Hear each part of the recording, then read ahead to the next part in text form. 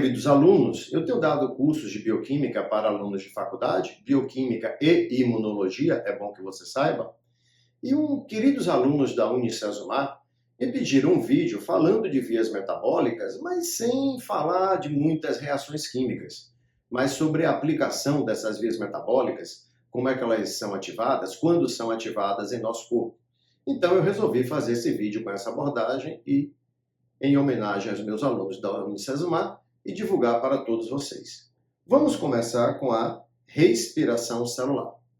Veja bem, a respiração celular tem como objetivo extrair energia de carboidratos, lipídios e proteínas para produzir ATP. O seu corpo tem essas três fontes de energia: carboidratos, lipídios e proteínas. O corpo extrai energia dos três para produzir uma única moeda energética, que é a molécula de ATP. Isso simplifica o metabolismo. Ter uma única moeda energética vai tornar o metabolismo mais simples. Muito bem. Você deve lembrar que a respiração celular tem três etapas: a glicólise, o ciclo de Krebs e a cadeia respiratória. Glicólise e Krebs não produzem tantos ATPs, mas eles fazem um trabalho importantíssimo. Eles vão oxidando a matéria orgânica, ou seja, eles vão retirando hidrogênios e elétrons da matéria orgânica e passando para o NAD e para o FAD. NAD e FAD, ao receberem hidrogênios e elétrons, se convertem em NADH e FADH2. Então, olha bem, glicólise e ciclo de Krebs produzem poucos ATPs, mas vão produzindo NADH e FADH2. O NADH e o FADH2 são carreadores, são transportadores de hidrogênios e elétrons. E eles levam esses hidrogênios e elétrons para a cadeia respiratória. A cadeia respiratória, então, vai usar a energia desses elétrons levados pelo NADH e FADH2 para produzir muitos ATPs. Tudo bem? Vamos dar uma olhada no resumo disso. A glicólise começa com a glicose e depois de 10 reações químicas produz 2 piruvatos. Começa com a glicose, produz 2 piruvatos. No caminho de saldo positivo, a glicólise gera 2 ATPs. Mas ela também começa a produção de NADH, produzindo 2 NADH no seu processo. Esses 2 piruvatos entram na mitocôndria e são convertidos em acetil-CoA, em uma reação que produz mais NADH. Bom, o que acontece agora é que o acetil entra no ciclo de Krebs ao se unir ao oxalacetato. Veja que eu estou colocando aí tudo em dobro, porque de uma glicose foram gerados 2 piruvatos, que geraram 2 acetil-CoA, que vão dar 2 voltas no ciclo de Krebs. E 2 voltas no ciclo de Krebs produzem 6 NADH. 2 voltas em Krebs produzem 2 ATPs. 2 voltas em Krebs produzem 2 FADH2. Como eu lhe disse, NADH e FADH2 são carreadores de hidrogênios e elétrons. Então, esses NADH e FADH2 vão agora para a cadeia respiratória. Houve uma produção total de 10 NADH. Esses 10 NADH liberam hidrogênios e elétrons e voltam a ser NAD+. Os 2 FADH2 liberam hidrogênios e elétrons e voltam a ser FAD. Usando a energia desses elétrons, que foram levados pelo NADH e pelo FADH2, a cadeia respiratória vai gerar um total de 28 ATPs. Então veja que a glicólise produziu 2 ATPs de saldo a partir de uma glicose, o ciclo de Krebs produziu 2 ATPs e a cadeia produziu 28, usando como fonte de energia os elétrons levados pelo NADH e pelo FADH2. Muito bem, então essa é a respiração celular. Eu agora vou mostrar para vocês as outras vias metabólicas no contexto do ciclo da alimentação em jejum. Como é que essas vias vão sendo acionadas ao longo do dia, enquanto a gente come, fica um período sem comer? Como é que essas vias metabólicas entram em ação?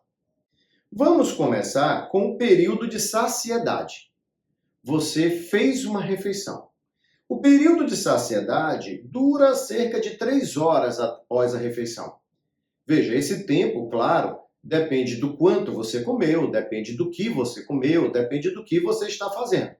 Então vamos pensar em algo em torno de 3 horas. Tá. O que você faz então? O que o seu corpo faz? Que vias metabólicas são acionadas nesse momento após uma refeição?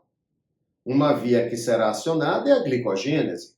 Você acabou de comer, é a hora de guardar a glicose na forma de glicogênio. Uma outra via é a via da pentose, uma via que vai ter uma grande importância na síntese de ácido graxo, na síntese de gordura. Após uma refeição é a hora de você fazer gordura. Outra via que entra em ação é a própria síntese de gordura, a síntese de ácido graxo. Você vai produzir gordura após uma refeição, claro. Que hormônio vai estimular esses processos? Um hormônio importante aqui é a insulina. Então, após uma refeição, é o momento de você fazer a glicogênese, é o momento de você fazer a via da pentose, é o momento de você fazer a síntese de ácido graxo. Vamos dar uma olhada nisso, começando pela glicogênese. Veja, a glicogênese é a síntese do glicogênio. O glicogênio é feito de uma glicose ligada à outra. Então, após uma refeição, você vai pegando as glicoses que você comeu e vai acrescentando nas extremidades da molécula do glicogênio. Assim, olha, eu tenho aqui, digamos, a molécula de glicogênio. Perceba bem o seguinte, olha bem. O glicogênio é feito a partir dessa proteína chamada glicogenina. A partir dela que as glicoses vão sendo unidas. Após uma refeição, então, o que acontece é que você começa a acrescentar glicoses nas extremidades do glicogênio, tá vendo? Você vai acrescentando glicoses nas extremidades da molécula do glicogênio. E assim você vai guardando as glicoses que você comeu. Você vai armazenar glicogênio principalmente no fígado e nos músculos. Então, no fígado e nos músculos são os principais locais onde você vai guardar esse glicogênio. Muito bem. Então, após uma refeição, você vai guardando glicose na forma de glicogênio, acrescentando glicoses nas extremidades da molécula de glicogênio. Muito bem, e agora? Outra via que você aciona é a via da pentose. E a via da pentose tem uma ligação muito íntima com a glicólise. Bom, aí na tela, por exemplo, você está vendo a glicólise. A glicose pode seguir pela glicólise, mas ela também pode passar pela via da pentose. Bom, isso ocorre no estado alimentado. A insulina estimula a via da pentose. Como é que ocorre? Bom, no estado alimentado, o que pode acontecer, por exemplo, no fígado, é o fígado pegar essa glicose 6-fosfato e passar para a fase oxidativa da via da pentose. A fase oxidativa da via da pentose produz NADPH. Esse NADPH vai ser muito importante na síntese de ácidos graxos. Então, a via da pentose tem uma fase oxidativa. Ela pega aquela glicose 6-fosfato, que foi produzida pela glicólise, e a partir dela gera NADPH, que você verá que tem uma importância na síntese de gordura. Além disso, ela libera ribose 3-fosfato. Essa ribose pode ser usada na síntese de nucleotídeos para fazer DNA e RNA, mas não é o nosso objetivo aqui dessa aula falar disso, tá? Mas só para ficar avisado que essa ribose 3-fosfato pode ser usado na síntese de nucleotídeos para fazer DNA e RNA. Bom, além da fase oxidativa, a via da pentose tem uma fase não oxidativa, que pode pegar essa ribose e devolver frutose e gliceraldeído para a glicólise. Então, veja bem, você está no estado alimentado. O fígado pegou parte da glicose 6-fosfato e desviou para a via da pentose. Na fase oxidativa, ele produziu NADPH, que vai ser usado na síntese de ácidos graxos. Gerou também a ribose, que entra na fase não oxidativa e gera gliceraldeído e frutose, que estão na via glicolítica, que estão na glicólise. Tá. Você está reparando que a seta está indo e vindo aqui, porque a fase não oxidativa é reversível. Mas eu não vou entrar nesse detalhe aqui. Eu só quero te mostrar que é possível produzir esse NADPH aqui, ó, a partir da via da pentose, porque ele vai ter uma importância grande na nossa próxima via, que é justamente a síntese de ácidos graxos. Vamos agora para a síntese de ácidos graxos. Bem, a síntese de ácidos graxos consiste em unindo carbonos de 2 em 2 até formar o palmitato, até formar um ácido graxo, que é o ácido palmítico. Ele é assim, ó. Isso é um ácido graxo. No caso aí está representando o palmitato, com seus 16 carbonos. Isso é a gordura, né? Isso é uma molécula de lipídio, isso é a gordura. Pessoal, observe a enorme quantidade de hidrogênios que essa molécula tem. Agora já pense, com tantos hidrogênios assim, dá para fazer muito NADH, dá para fazer muito FADH2, é ou não é? Então, a partir da gordura, vai ser possível gerar muita energia. Tudo bem? A gordura que está no seu tecido adiposo são 3 ácidos graxos unidos a uma molécula de glicerol. Olha, o glicerol está aqui, ó, em lilás. Esse é o glicerol. Você pega 3 ácidos graxos, ó, 3 ácidos graxos, e une ao glicerol. Quando você faz isso, você produz uma molécula de triacilglicerol. O seu tecido adiposo guarda isso. No seu tecido adiposo, essa gordurinha que lhe dá tantas alegrias, você está guardando essas moléculas de triacilglicerol. Um glicerol unido a 3 ácidos graxos. No tecido adiposo, isso não fica solto. Esses triacilgliceróis estão dentro da célula do tecido adiposo, do adipócito. Olha bem, eu tenho aqui um adipócito, tá vendo? E aqui dentro dele uma grande gota de gordura. Essa gota de gordura que está aqui em amarelo, ela está cheia de triacilglicerol. No estado alimentado, após uma refeição, é a hora de você jogar mais triacilglicerol aí. É a hora de você produzir gordura. Você vai engordar, claro, após uma refeição. E uma maneira muito fácil de você engordar é se você tem uma alimentação rica em açúcar. Eu vou te mostrar agora como é que seu corpo converte açúcar em gordura. Dê uma olhada aqui, ó. Repare bem. Você tem aqui o fígado. Você comeu açúcar. Então a glicose agora, ó, a glicose entra no fígado. Essas reações que estão aí representadas por uma seta em verde são as reações da glicólise, ó. Tá indo ali, aí a frutose se parte aqui em 2 moléculas, que é o gliceraldeído e a dihidroxiacetona, vai, e a glicólise segue em frente até formar o piruvato. Mas espera aí, aqui está a glicólise.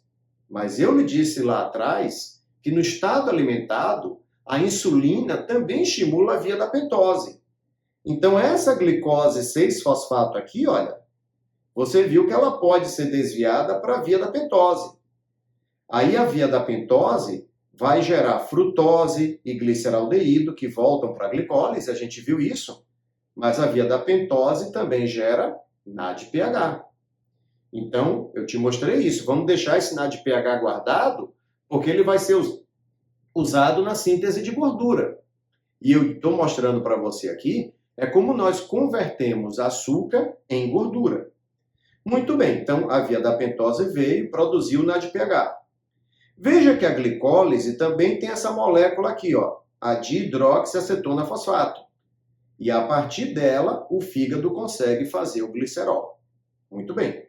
Vamos deixar NADPH e glicerol guardadinhos aqui. E vamos voltar para o final da glicólise com o piruvato. O piruvato entra na mitocôndria, é convertido em acetil-CoA, o acetil se une com o oxalacetato e se transforma em citrato. Essa aqui é a primeira reação do ciclo de Krebs. A primeira reação do ciclo de Krebs forma citrato. Mas tem um detalhe. Quando a quantidade de energia da célula já é suficiente, o ciclo de Krebs fica inibido, porque já tem ATP suficiente. Aí o ciclo fica inibido. Quando o ciclo de Krebs está inibido, o citrato não segue no ciclo de Krebs. Ele sai do ciclo de Krebs e vai para o citosol. Então, se o ciclo de Krebs está inibido, o citrato vai para o citosol. E no citosol, ele sofre a reação inversa ao ciclo de Krebs. Ele volta a produzir acetil-CoA e oxalacetato. O oxalacetato vai agora se transformar, olha aqui, ó, em malato, e o malato vai se transformar em piruvato. O interessante é que essa reação de malato para piruvato produz NADPH. Vai produzir o NADPH. Muito bem. Então, NADPH foi produzido aqui e NADPH foi produzido aqui na via da pentose. É a partir desse acetil-CoA que você vai fazer a gordura. O acetil é convertido numa molécula chamada malonil, que vai para a síntese de ácido graxo. Essa síntese consome os NADPH que foram produzidos pela via da pentose e pela reação de malata-piruvato. A síntese de ácidos graxos, como eu lhe disse, gera o palmitato. O fígado agora tem glicerol e o fígado tem palmitato. Unindo um ao outro, o fígado produz o triacilglicerol. Ele produz a gordura. O fígado empacota essa gordura no VLDL e joga a VLDL no sangue. Então veja, como é que o seu corpo transforma açúcar em gordura? Como é que açúcar engorda? O açúcar vem aqui, olha, segue todo esse caminho pela glicólise e pela via da pentose, chega até o citrato do ciclo de Krebs e o citrato volta a acetil-CoA, que é usado para fazer a gordura. Então esse é o caminho que o açúcar segue no fígado para que você converta açúcar em gordura. O fígado exporta essa gordura para o sangue na lipoproteína chamada VLDL. E essa gordura agora pode ser armazenada no tecido adiposo. Pronto. Você transformou açúcar em gordura. E agora você pode armazenar essa gordura no seu tecido adiposo. Então veja bem, ó, dê uma olhada aqui. No ciclo de alimentação e jejum, você tem o estado de saciedade. No estado de saciedade, logo após você comer, é a hora que você guarda a glicose na forma de glicogênio. Então você faz a glicogênese. É a hora que você aciona a via da pentose, que produz NADPH. E é a hora que você faz a síntese de ácido graxo, a síntese de gordura, que usa NADPH produzido pela via da pentose. Então tudo isso ocorre após uma refeição. Mas você já está há mais de 3 horas sem comer, 5 horas, 10 horas sem comer. É o chamado período pós-absortivo ou inicial de jejum. O período pós-absortivo vai de 3 a 18 horas. Nesse momento, o que é que você faz? Veja, a grande preocupação, já que você está 10 horas sem comer, 8 horas sem comer, é você não entrar em hipoglicemia. Você tem que manter o nível de glicose bom no seu sangue, porque o cérebro é muito dependente de glicose. A hipoglicemia pode fazer, inclusive, você desmaiar. Então você agora tem que manter a glicemia sanguínea, mesmo estando a 10, 12, 15 horas sem comer. Qual vai ser o principal mecanismo para você manter o nível de glicose no seu sangue? Vai ser a glicogenólise hepática. O principal mecanismo vai ser esse, a glicogenólise hepática. Aquele glicogênio que você guardou no estado alimentado, agora vai começar a ser quebrado para o fígado fornecer glicose ao sangue. Eu disse para vocês que o glicogênio está estocado principalmente no fígado e no músculo. Mas músculo não dá glicose a ninguém. Quando o músculo faz a glicogenólise, é para ele obter glicose para ele. O fígado é que fornece glicose ao sangue. Então, o fígado é que vai cuidar para você não entrar em hipoglicemia. Além da glicogenólise hepática, mantendo a glicemia sanguínea, o fígado também vai fazer a gliconeogênese, que é uma via metabólica que produz glicose a partir de compostos que não são carboidratos. E qual é o hormônio que estimula isso? O hormônio que vai estimular esse período é o glucagon. Então vamos dar uma olhada aqui, ó. Nós temos aqui a molécula de glicogênio. Na glicogênese, glicoses foram acrescentadas nas extremidades das moléculas de glicogênio. Na glicogenólise, agora, ó, as glicoses vão sendo retiradas a partir das pontas. As moléculas de glicogênio no fígado vão reduzindo de tamanho para que ele forneça a glicose ao sangue, evitando que você entre em hipoglicemia. Muito bem. Então, a glicogenólise é isso. Vai tirando as glicoses das extremidades do glicogênio e o fígado vai jogando essas glicoses no sangue, evitando uma hipoglicemia. Tá. A outra via que eu disse para vocês que entra em ação é a gliconeogênese. A gliconeogênese segue o caminho inverso da glicólise. Note que a glicólise vai de glicose a piruvato. A gliconeogênese vem de piruvato a glicose. 3 reações da glicólise são irreversíveis. Então aqui, ó, a primeira reação da gliconeogênese faz um desvio, aí as outras reverte, aí mais à frente tem um segundo desvio e um terceiro desvio. A gliconeogênese está indo de piruvato para a glicose. Aqui teve que fazer um desvio, porque essa reação da glicólise não reverte. Aqui reverte, reverte, reverte. Aqui outro desvio, porque essa reação da glicólise não reverte. E aqui um terceiro desvio, porque essa reação da glicólise não reverte. Então, a gliconeogênese, o fígado começa a fabricar glicose. E quais são os precursores da gliconeogênese? Nesse momento do inicial de jejum, após umas 18 horas sem comer, após de 3 a 18 horas sem comer, as principais fontes para fazer glicose vão ser lactato, que pode estar vindo das hemácias, porque as hemácias só fazem fermentação, e o músculo também pode produzir lactato, e a alanina, que é um aminoácido que o músculo envia para o fígado. Então, olha aqui, ó. Nesse momento, as fontes para fazer glicose são principalmente o lactato, vindo das hemácias que só fermentam, e do músculo, que pode produzir lactato, e a alanina, que é um aminoácido que o músculo envia para o fígado. A partir de lactato e alanina se faz glicose. A gliconeogênese vai ajudar a manter a glicemia sanguínea.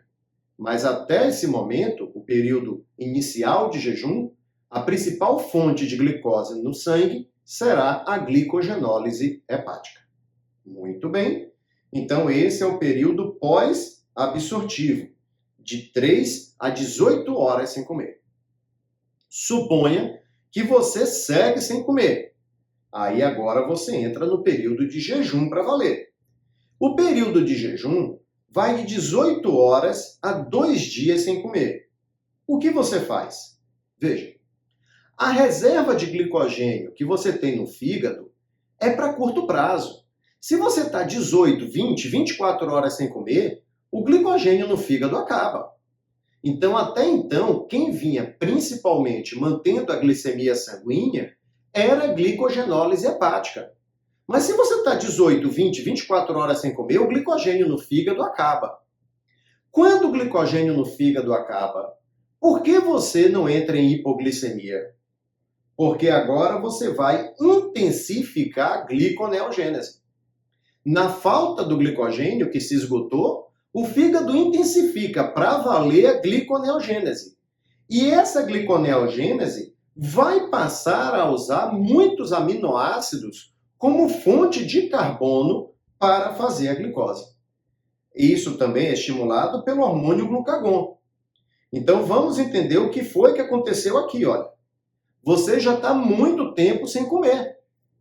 Então o glicogênio no fígado acabou. Aí a gliconeogênese fica mais intensa. E você vai começar a usar muitos aminoácidos como fonte de carbono para fazer a glicose. Agora, se você está em jejum, de onde vem a energia para fazer a gliconeogênese? Olha que interessante. Você tem um músculo. O músculo é o tecido mais rico em proteína. Depois que você está esse tempo todo sem comer, o músculo começa a quebrar suas proteínas para fornecer aminoácidos para o fígado fazer a gliconeogênese. Note então que a pessoa vai perdendo massa muscular. O fígado faz a glicose a partir desses aminoácidos, pela gliconeogênese, e joga essa glicose no sangue, evitando que você entre em hipoglicemia. Mas tem um detalhe. A gliconeogênese, essa conversão que a gente está fazendo aí de aminoácido em glicose, consome energia. De onde está vindo a energia se a pessoa está em jejum? Bom, você está em jejum, mas você tem energia guardada no seu corpo, no tecido adiposo. O que acontece no jejum é que o tecido adiposo começa a quebrar aquele triacilglicerol que está guardado dentro dele. Nós vimos que no estado alimentado produz triacilglicerol. No estado alimentado você engorda. Agora que você está todo esse período de jejum, o tecido adiposo começa a quebrar triacilglicerol em glicerol e ácidos graxos. O glicerol também pode ser usado pelo fígado para fazer glicose. O fígado converte glicerol em glicose também pela gliconeogênese. Já os ácidos graxos vão para o fígado, entram na beta-oxidação, depois no ciclo de Krebs, e a partir da gordura, a partir dos ácidos graxos, o fígado gera o ATP, que vai fornecer energia para a gliconeogênese. Então entenda, nesse momento do jejum, você começa a quebrar gordura, que vai fornecer energia para o fígado conseguir fabricar glicose e jogar glicose no sangue, para que não falte glicose para outros tecidos que dependem muito de glicose. O cérebro, por exemplo, é altamente dependente de glicose, porque o cérebro não consegue extrair energia de ácido graxo. Então, já que o cérebro não consegue extrair energia de ácido graxo, o fígado extrai a energia do ácido graxo. Com essa energia, ele fabrica glicose e fornece essa glicose ao cérebro. Tudo bem? Muito bem. Então, esse é o período de jejum. No período de jejum, então, você começa a usar muitos aminoácidos para fazer glicose e vai quebrando gordura para fornecer energia para fazer essa glicose. Mas tem um problema. E se a fome continuar? E se você agora entrar para valer no período de fome ou jejum prolongado? Você tem um problema sério. Se você gastar 50% das suas proteínas musculares, se você quebrar 50% das suas proteínas musculares, você começa a correr risco de vida. Então, quando chega na fome ou jejum prolongado, o corpo precisa mudar de estratégia. O que é que você faz? Intensifica a lipólise. Mais do que nunca, você vai quebrar esses triacilgliceróis que estão no seu tecido adiposo. Essa quebra de gordura no tecido adiposo vai acelerar. Ele vai fornecer mais glicerol e ele vai fornecer mais ácidos graxos ao sangue. Em que isso ajuda? Veja, esses ácidos graxos vão chegando no fígado. E aí eu lhe disse que o fígado pega o ácido graxo e faz uma via metabólica chamada de beta-oxidação. A beta-oxidação gera acetil-CoA. E o acetil, você sabe, se liga ao oxalacetato e vai para o ciclo de Krebs. Só que tem um detalhe. O fígado está recebendo todo esse ácido graxo, o fígado está fazendo beta-oxidação e ciclo de Krebs. Mas o fígado precisa continuar fazendo a gliconeogênese, porque ele não pode faltar glicose no sangue. E olha a imagem, a gliconeogênese consome oxalacetato. Então, parte do oxalacetato no fígado está sendo desviado para a gliconeogênese. No que esse ácido graxo vem sendo desviado para a gliconeogênese, começa a faltar oxalacetato para receber o acetil. Veja bem, ó a imagem. A beta-oxidação está gerando muito acetil-CoA. mas não tem oxalacetato suficiente para receber esse acetil-CoA, porque parte do oxalacetato está sendo desviado para a gliconeogênese. Quando acumula acetil-CoA no fígado, o fígado converte acetil-CoA em corpos cetônicos, que são o acetoacetato, o beta-hidroxibutirato e a acetona. Então, como o fígado está desviando o oxalacetato para a gliconeogênese, começa a acumular acetil-CoA, que o fígado converte em corpos cetônicos. A acetona, nosso corpo não metaboliza. Ela sai pela urina e pelos pulmões. Mas o acetoacetato e o beta-hidroxibutirato serão fonte de energia para o cérebro, coração e músculos. Pessoal, esse uso de corpos cetônicos nesse momento de jejum como fonte de energia é que vai manter uma pessoa viva por semanas sem comer. Por quê? Vamos entender a sequência de eventos. Você viu que com bom tempo sem comer, o músculo começa a fornecer aminoácidos que o fígado usa para fazer glicose. Essa glicose é muito importante como fonte de energia para o cérebro. Tá, tudo bem.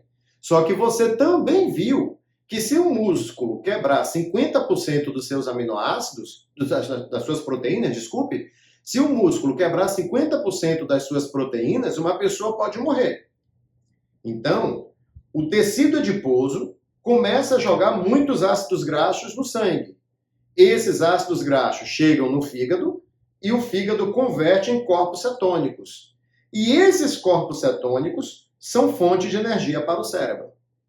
O cérebro não consegue usar ácido graxo como fonte de energia, mas ele consegue usar os corpos cetônicos como fonte de energia. E por que isso ajuda uma pessoa a sobreviver semanas sem comer? Pelo seguinte, a partir de agora, a pessoa começa a precisar de menos aminoácidos do músculo. Por que a pessoa vai precisar de menos aminoácidos? Porque agora 60% da energia do cérebro, 60% da energia do cérebro está sendo fornecida por corpos cetônicos. E apenas 40% da energia dele virá da glicose. Pessoal, se o cérebro está precisando de menos glicose, porque passa a usar a energia dos corpos cetônicos, significa que é preciso fazer menos gliconeogênese e, portanto, vai gastar menos proteínas. No que o cérebro passa a usar corpos cetônicos como fonte de energia, ele passa a precisar menos de glicose. Porque os corpos cetônicos vão passar a fornecer 60% da energia que o cérebro precisa. No que o cérebro depende menos de glicose, o fígado faz menos gliconeogênese, o que exige menos consumo de proteínas do músculo. E isso vai permitir que uma pessoa sobreviva semanas sem comer. Então, quando entra no estado de fome para valer, o uso de corpos cetônicos como fonte de energia poupa as proteínas do músculo e dá esperança à pessoa de se manter viva por um período mais prolongado até encontrar comida. Bem, eu espero que esse videozinho tenha ajudado você a posicionar onde cada via metabólica é acionada, quando cada via metabólica é acionada no seu corpo. Como eu disse, eu tenho dado cursos de bioquímica e imunologia para alunos de faculdade. Se tiver interesse em montar uma turma conosco, você pode entrar em contato nesse WhatsApp que está aparecendo aqui embaixo. Queridos alunos da Unicesumar, um grande abraço para vocês. Gostei muito de trabalhar com vocês e sei que vamos continuar juntos aí por um bom tempo. Um grande abraço a todos.